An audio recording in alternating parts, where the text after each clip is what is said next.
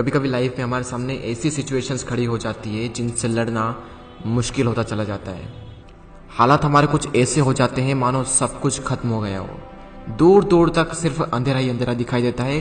कुछ समझ नहीं आता कि ऐसी सिचुएशंस में करें तो करें क्या। और कई बार तो ऐसी सिचुएशंस में क्विट करने का मन करता है। हालात चाहे तुम्हारे कैसे भी क्यों ना हो, एक बात तो तय है कि ये वक्त अभी गुजर जाएगा। चाहे अच्छा वक्त हो या फिर बुरा वक्त गुजर जाएगा। लेकिन एक बात हमेशा याद रखना कि जिंदगी में कुछ भी कर गुजरने की अपॉर्चुनिटीज सिर्फ इसी वक्त में मिलती है, अगर उस सिचुएशन में क्विट ना किया जाए तो। क्योंकि विनर्स जो होते हैं वो कभी भी क्विट नहीं करते, और जो क्विट करते हैं वो कभी भी विनर्स नहीं बनते।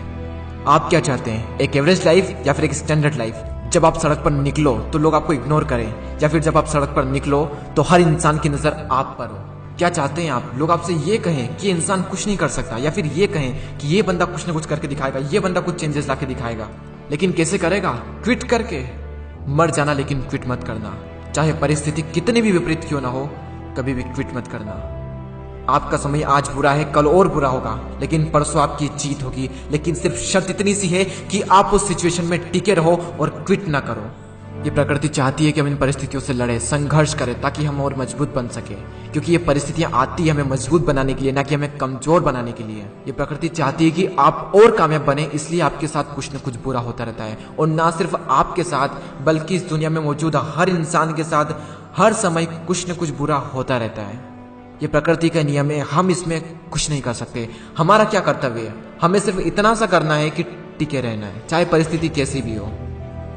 मैं आपको एक छोटी सी कहानी बताता हूँ। एक बार एक बायोलॉजी के टीचर अपने स्टूडेंट को एक तितली के बारे में बता रहे थे, और उन्हें वे ये प्रैक्टिकली दिखा रहे थे कि खोल में से तितली कैसे निकलती है।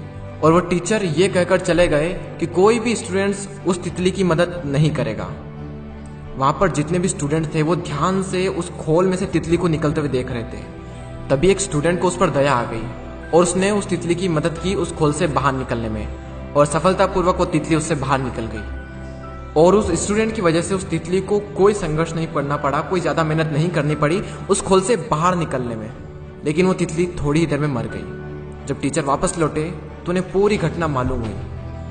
तब उन्होंने अपने स्टूडेंट को बताया कि वो तितली जब संघर्ष करती है तो उससे उसके पंखों को मजबूती मिलती है। यही प्रकृति का नियम है। उस तितली की मदद करके उस स्टूडेंट ने उस तितली को संघर्ष करने का मौका नहीं दिया, और यही परिणाम हुआ कि वो तितली मर गई। संघर्ष ही जीवन है, संघर्ष ही आपको मजबूत बनाता है। इंग्लिश में कोट से नो पेन नो गेन। संघर्ष तो करना पड़ेगा चाहे कुछ भी हो जाए, और इसमें कोई बहाना नहीं, नो एक्सक्यूजेस। जो विनर्स होते हैं या तो किसी काम को करते ही नहीं, और अगर वो किसी काम को करते हैं तो उसमें कभी भी कोई भी बहाना नहीं बनाते। और जो लूजर्स होते हैं वो किसी भी काम को करेंगे तो हर किसी में बहाना बना देंगे। अगर वो चाहें तो बहाना बनाने पर पूरी एक बुक लिख सकते हैं। मेरी तो किस्मत ही खराब है, मेरे साथ ही ऐसा क्यों होता है, मेरी एज बहुत कम है, मेरी हाइट बहुत कम है, मैं काला हूँ, मैं सुंदर नहीं हूँ, लोग मुझे पसंद नहीं करते, मैं ज्यादा पढ़ा लिखा नहीं हूँ, मेरे पास टाइम नहीं है, मेरी आवाज अच्छी नहीं है, मेरे पास ये नहीं, मेरे पास वो नहीं है, काश ऐसा होता, काश वैसा होता। देखो जो जैसा है वो वैसा है। ना तो आज तक कुछ बदला है और ना ही कभी कुछ बदलने वाला है, तब तक जब तक कि आप अपने आप को नहीं बदल लेते।